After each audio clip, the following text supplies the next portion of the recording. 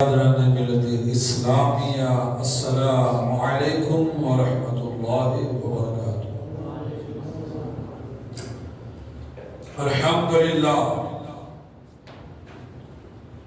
الحمدللہ الذی ابدع الافلاک والارضین، والصلاة والسلام علی من کان نبیا وآدم بین الماء والطین، والصلاة والسلام علی وآدم بين الروح والجسد، أما بعد فأعوذ بالله من الشيطان الرجيم ببركة بسم الله الرحمن الرحيم. ومن الناس من يشري نفسه ابتغاء مرضات الله والله رؤوف بالعباد. صدق الله المولانا العلي العظيم وصدق رسوله النبي الكريم، ونحن على ذلك لمن الشاهدين والشاكرين والذاكرين والعارفين والمطمئنين والحمد لله رب العالمين. فرمان مصطفیٰ صلی اللہ تعالی علیہ وآلہ وسلم: مسلمان جب تک مجھ پر درود پڑھتا رہتا ہے، فرشتے اس پر رحمتیں بھیجتے رہتے ہیں۔ اب بندے کی مرضی ہے کم پڑھے یا زیادہ۔ آئیے سب سے پہلے آپ مل کر اللہ کے نبی، سارے نبیوں کے نبی، تاجدار ارب و عجم، جناب احمد مجتبیٰ، حسنین کے نانا، فاطمہ کے بابا، محمد رسول اللہ صلی اللہ تعالی علیہ وآلہ وسلم کی بارگاہ میں ایک مرتبہ باز بلند درود پاک کا نذرانہ پیش کرے اور پڑھیں: اللہم صلی علی سیدنا و مولانا محمد وعلی آل محمد وبارک وسلم صلاۃ و سلام علیہ یا رسول اللہ صلی اللہ تعالی علیہ وسلم۔ کونین میں بلند ہے رتبہ حسین کا، کونین میں بلند ہے رتبہ حسین کا، دونوں جہاں میں ہے چرچا حسین کا، دونوں جہاں میں ہے چرچا حسین کا، عرض سے بری سے فرش تک صحرا حسین کا۔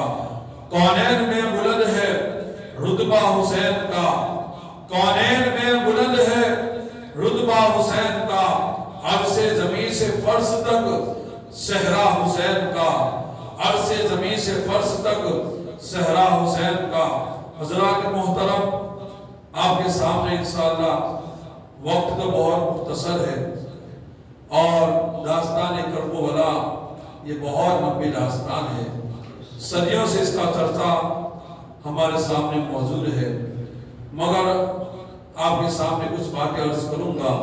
اس سے پہلے ایک مرتبہ جی لگا کر درود پاک پڑھیں: اللہم صلی علی سیدنا مولانا محمد وعلی آل سیدنا مولانا محمد وبارک وسلم۔ اور لوگوں میں سے کوئی وہ ہے جو اللہ کی رضا تلاش کرنے کے لیے اپنی جان بیچ دیتا ہے، اور اللہ بندوں پر بڑا مہربان ہے۔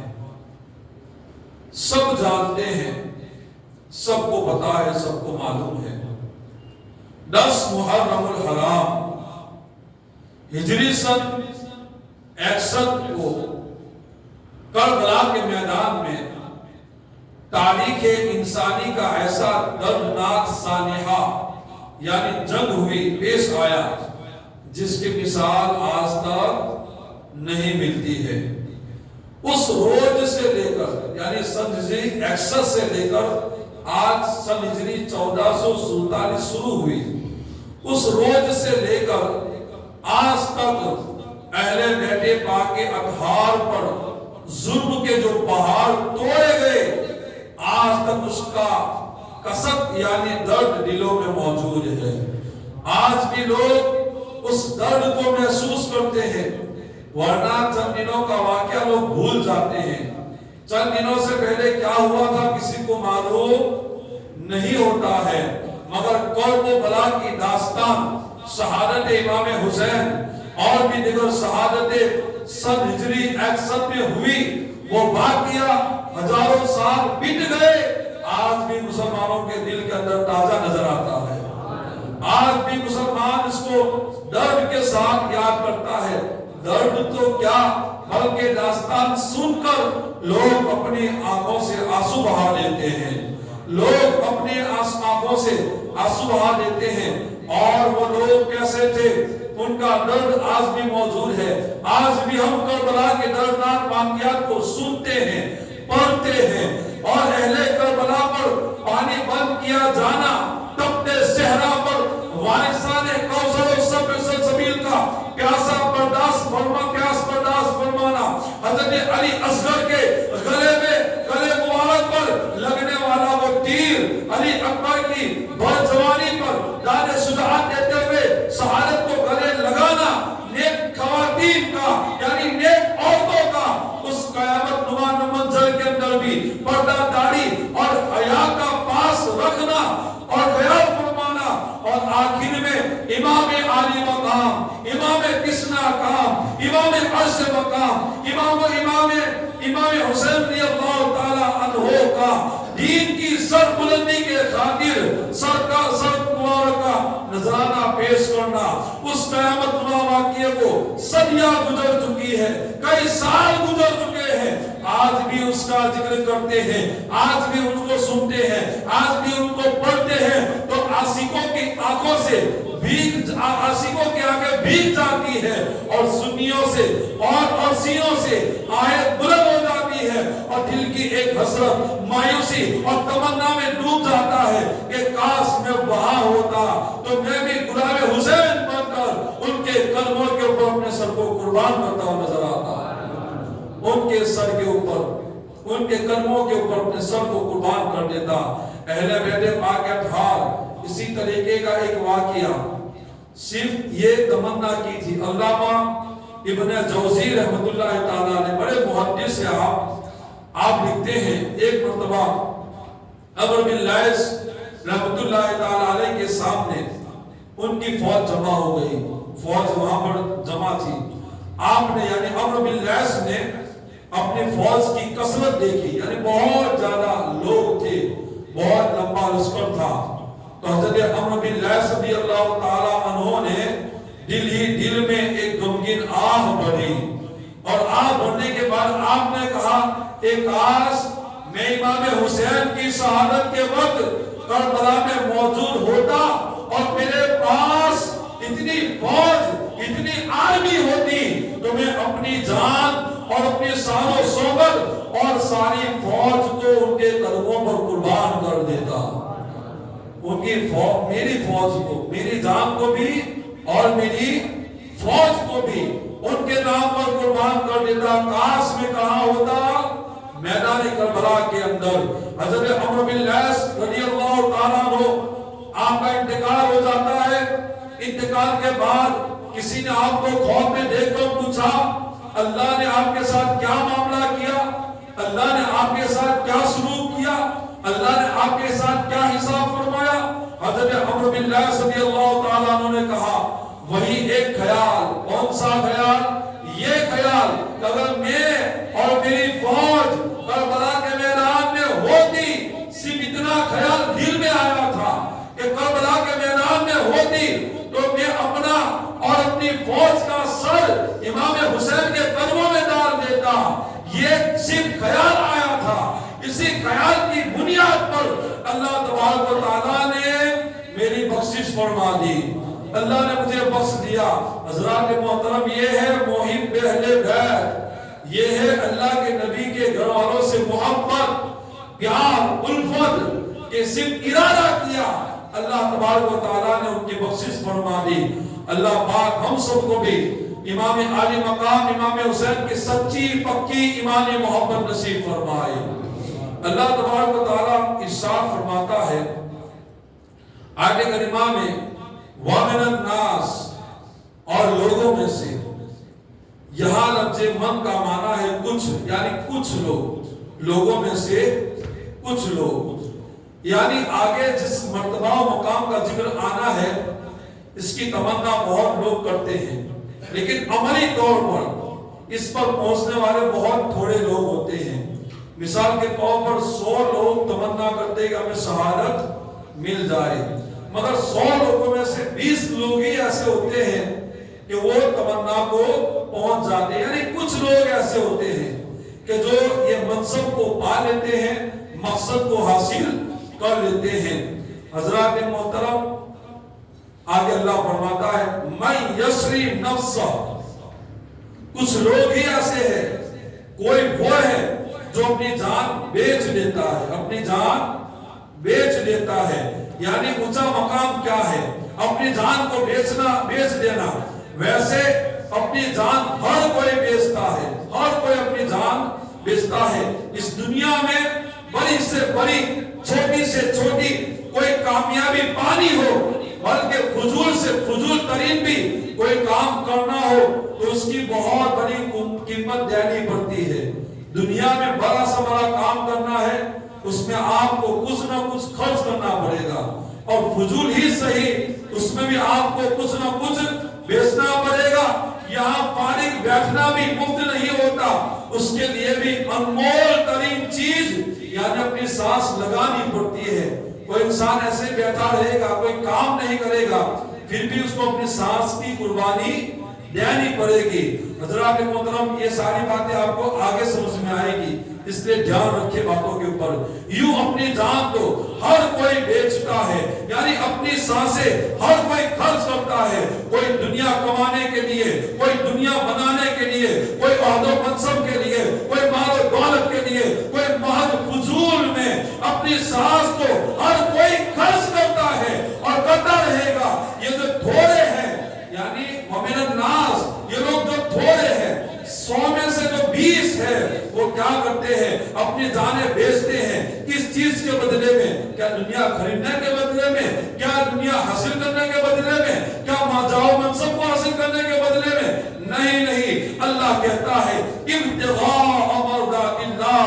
کچھ لوگ ایسے ہیں جو اپنی جان کو بیچتے ہیں اللہ کی رضا تلاش کرنے کے لیے، اللہ کی رضا حاصل کرنے کے لیے۔ کوئی بیچتا ہے اپنی جان کو دنیا کمانے کے لیے، کوئی بیچتا ہے اپنی جان کو مال و دولت کمانے کے لیے، کوئی بیچتا ہے اپنی جان کو جاہ و منصب کمانے کے لیے۔ مگر ان میں سے کچھ لوگ ایسے ہیں جو اپنی جان کو بیچتے ہیں، اس لیے بیچتے ہیں کہ اللہ ہم سے راضی ہو جائے، اللہ ہم سے راضی ہو جائے۔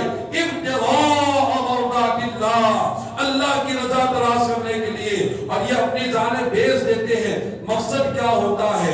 اللہ تبارک و تعالیٰ کی راضی، اللہ تبارک و تعالیٰ کو راضی کرنا۔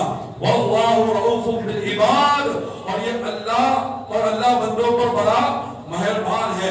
امام عالی مقام امام حسین رضی اللہ تعالیٰ عنہ کے ویژن، سوچ اور مقصد جو اس پورے واقعے کے پیچھے، یعنی پوری داستان کربلا کے پیچھے جو مقصد ہے، جو ریزن ہے، جو ماحصل نکلتا ہے، جو نچوڑ نکلتا ہے، مولانا حسن رضا خان فاضل بریلوی رضی اللہ تعالیٰ عنہ، آپ ایک شعر کے اندر کہتے ہیں مصطفیٰ بھائی خریدار اس کا اللہ مشتری، خوب چاندنی کر رہا ہے کاروان اہل بیت۔ اس کا ترجمہ یہ ہے، یعنی یہ کربلا گویا ایک سودا تھا۔ کیا تھا؟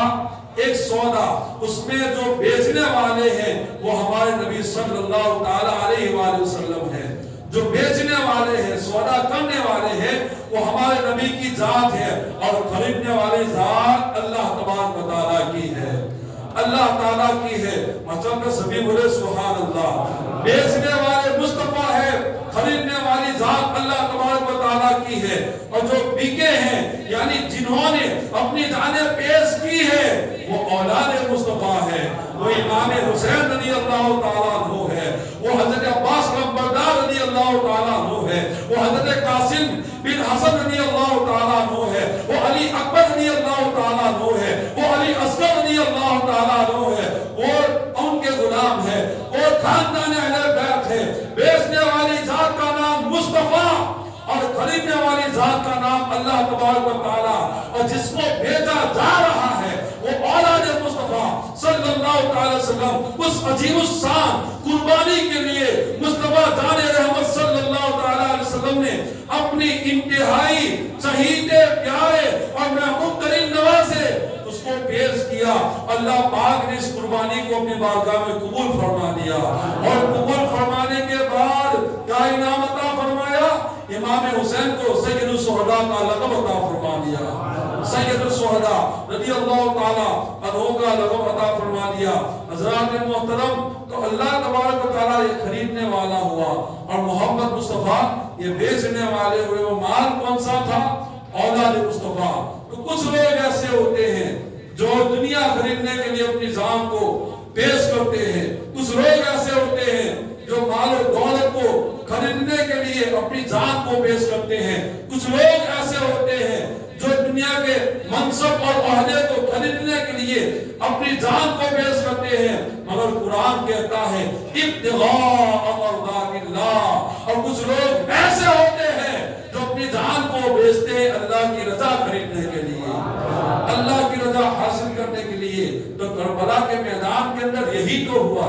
کربلا صرف تلوار اور بھالے کا نام نہیں ہے، کربلا کا میدان صرف یہ درس نہیں دیتا ہے کہ کون حق پر تھا، کون باغی تھا۔ کربلا کو اگر آپ دیکھیں گے اس میں کئی قربانات آپ کے سامنے پیش کیے جا سکتے ہیں۔ حضرات محترم، تو بیچنے والی ذات مصطفیٰ کی تھی اور خریدنے والی کی ذات اللہ تبارک و تعالیٰ کی تھی۔ آپ دیکھیں امام عالی مقام امام حسین رضی اللہ تعالیٰ عنہ نے کربلا کی طرف جانے کا جب ارادہ فرمایا مکہ سے، جب آپ کربلا کی طرف جانے لگے تو تقریباً ہر شخص کی یہی التجا تھی کہ امام کوفہ نہ جائیے، یہ بڑے بے وفا لوگ ہیں، بڑے ہی بے وفا لوگ ہیں، آپ کوفہ نہ جائیے، آپ اپنا ارادہ ترک کر دیجئے، وہاں نہ جائیے۔ اور رئیس المفسرین حضرت عبداللہ ابن عباس رضی اللہ تعالیٰ عنہ آپ اپنا خیال پیش کرتے ہیں، کتنا پیارا خیال ہے کہ آپ کو کتنی ضد کے ساتھ روکا گیا۔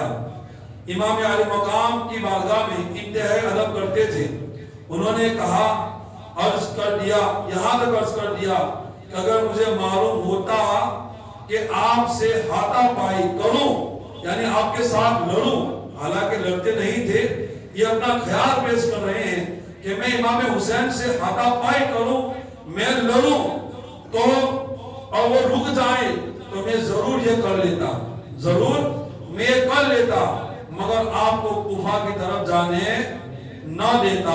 اس سب کے باوجود بھی امام عالی مقام امام حسین رضی اللہ تعالی عنہ کی زبان پاک پر ایک ہی بات تھی کہ آپ نے فرمایا، مجھے خواب میں میرے نانا محمد رسول اللہ صلی اللہ علیہ وسلم کی زیارت ہوئی اور میرے نانا نے مجھے ایک ذمہ داری سونپی ہے، میں یہ ذمہ داری ضرور نبھاؤں گا۔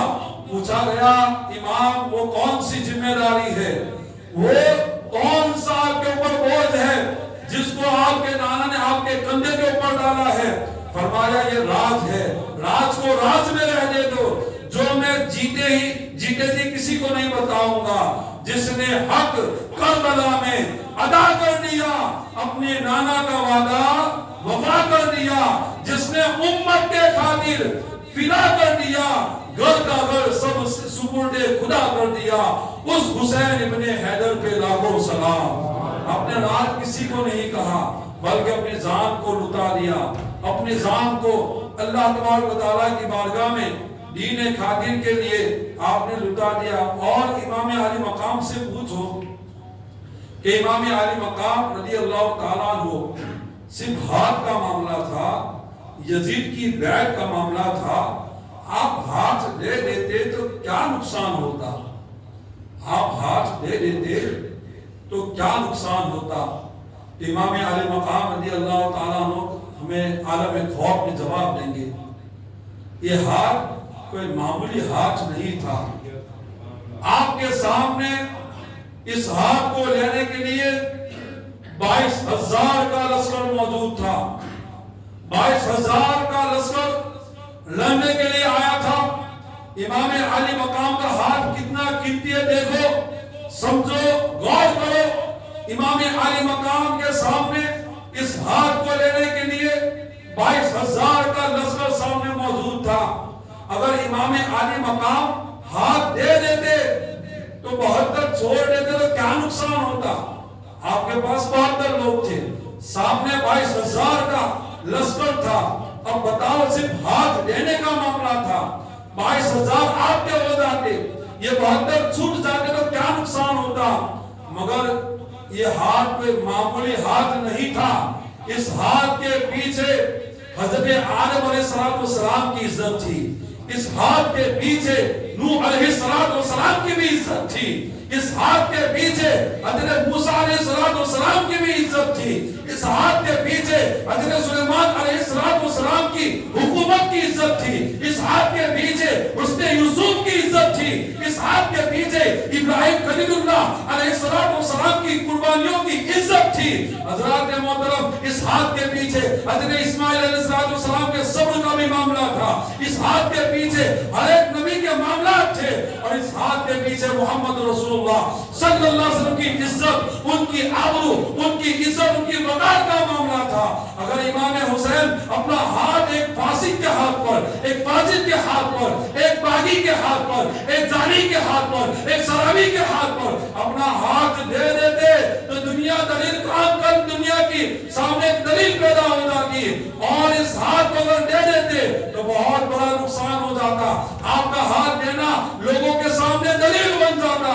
اس لیے آپ نے اس ہاتھ کے بدلے میں حضرت قاسم کو عطا فرما دیا, حضرت علی اکبر کو عطا فرما دیا, حضرت علی اصغر کو عطا فرما دیا, حضرت عباس علمبردار کو عطا فرما دیا, حضرت حور کو عطا فرما دیا.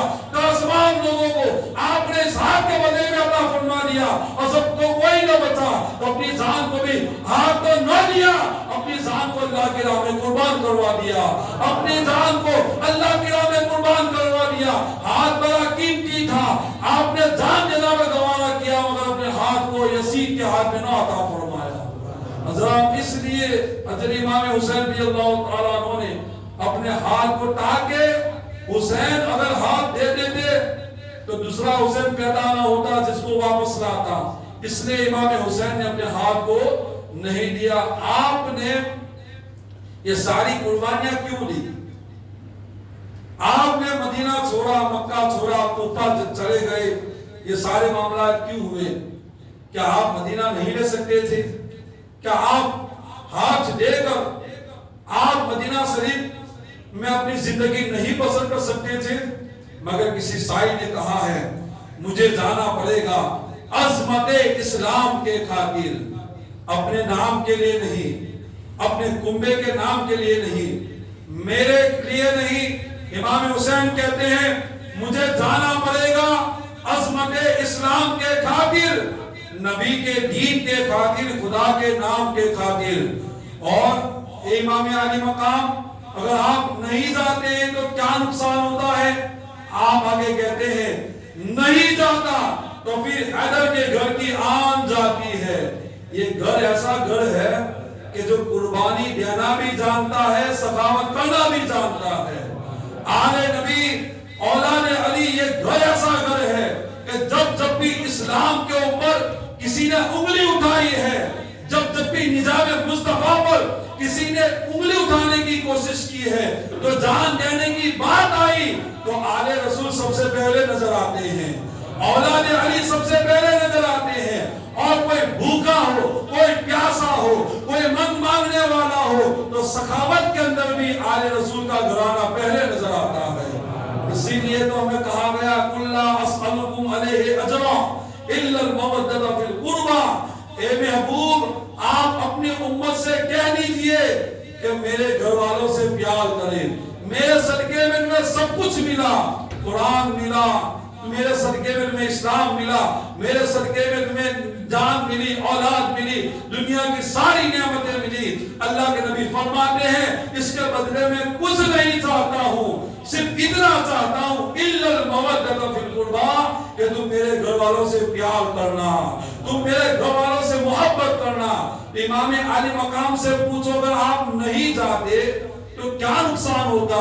امام علی مقام کہتے ہیں نہیں جاتا تو پھر حیدر کے گھر کی آن جاتی ہے, تمہارا دین میری غیرت ایمان جاتی ہے.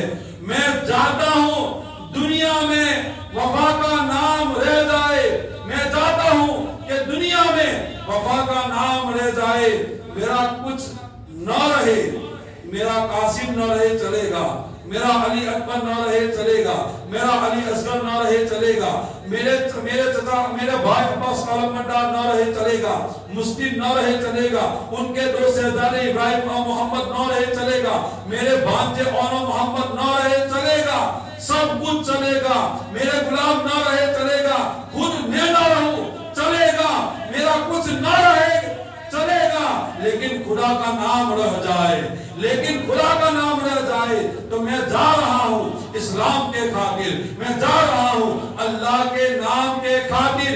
اس لیے آپ نے مدینہ بھی چھوڑا، اس لیے آپ نے مکہ بھی چھوڑا، اس لیے آپ نے اپنے بھانجوں اور اپنے بھتیجوں کی اور کرب و بلا کے اندر آپ دیکھیں تو معاشرتی زندگی کے اندر بھی ہمیں بہت سی نصیحت ملتی ہے کہ جب بھی آپ کے اوپر پریشانی آئے، دیکھو ان کا پورا قبیلہ تھا، بھانجے تھے، بھتیجے تھے، بھائی تھے، چچا تھے، آپ کے سب کچھ اس میں موجود ہے۔ اس سے ہمیں کیا درس ملتا ہے کہ تمہارے اوپر بھی اگر دنیاوی کوئی مصیبت آ جائے، تمہارے اوپر بھی اگر آسمانی کوئی مصیبت آ جائے، تمہارے اوپر بھی اگر دنیا کے لحاظ سے بھی کوئی مصیبت آ جائے تو اپنے رشتوں کو مضبوط رکھو، اپنے رشتوں کو توڑو نہیں۔ جس طریقے سے امام عالی مقام کے اوپر جب یہ معاملہ پیش آیا، آپ کے بھتیجے نے آپ کا ساتھ دیا، آپ کے بھانجوں نے آپ کا ساتھ دیا، آپ کے چچا نے آپ کا ساتھ دیا، آپ کے غلاموں نے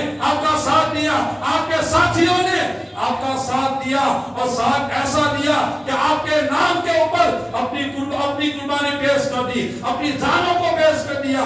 ہمیں یہاں سے درس ملتا ہے کہ اے غلامان حسین، اگر تمہارے اوپر بھی خدا نہ خواستہ کوئی مصیبت آ جائے تو تم بھی اپنے بھانجوں کا، اپنے بھائیوں کا، اپنے تمام لوگوں کی مدد لے سکو۔ اس لیے رشتوں کے اندر تار نہیں ہونی چاہیے، رشتے ٹوٹ جاتے ہیں، کوئی کام نہیں آتا ہے، اور رشتے اگر مضبوط ہے تو مصیبت میں ہر کوئی کام ہوتا نظر آتا ہے، ہر کوئی کام آپ کے نظر آتا ہے۔ تو درس کربلا ہمیں یہ ملتا ہے، اور درس کربلا سے بہت سی چیزیں ملتی ہے۔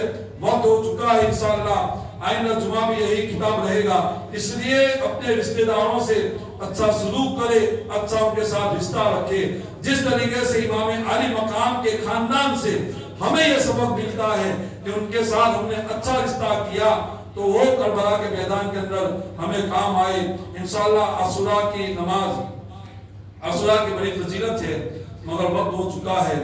عاشوراء کا روزہ بھی رکھے، کل کا بھی ہو سکے تو روزہ رکھے، اور پرسوں کا بھی روزہ رکھے، اور ظہر کی نماز کے بعد ہر سال یہاں پر جو دعائے عاشوراء پڑھی جاتی ہے انشاءاللہ وہ پڑھی جائے گی۔ آپ اس محفل کے اندر شرکت فرمائے، دعا بھی ہوگی۔ اللہ تبارک و تعالی ہمیں عاشوراء کے دن میلوں میں نہیں بلکہ مسجدوں میں آنے کی توفیق عطا فرمائے، خرافات میں نہیں بلکہ اللہ کے گھر میں بیٹھ کر عبادت کرنے کی توفیق عطا فرمائے، ناچنے کودنے روڑوں پر جانے کے لیے نہیں بلکہ ہمیں مسجد میں سجدہ کرنے کی توفیق عطا فرمائے۔ یہاں آؤ، یہاں بازاروں میں کیا رکھا ہے؟ بازار تو شیطان کا گھر ہے، یہ اللہ کا گھر ہے۔ یہاں آؤ، یہاں سجدے کرو، یہاں عبادت کرو، یہاں بندگی کرو۔ غم حسین میں لوگ آج ناچ رہے ہیں، ٹیٹس پر دیکھو لوگوں کی کیسے کیا حال، 2 بجے رات کے، 3 بجے رات کے لوگ ناچ رہے ہیں، کیا کہتے ہیں حسین والے ہیں۔ کہاں سے حسین والے بھائی؟ تیری فجر کی نماز نہیں، تیری ظہر کی نماز نہیں۔ امام علی مقام نے درس دیا ہے، درس نماز کا۔ آج قوم کہاں جا رہی ہے؟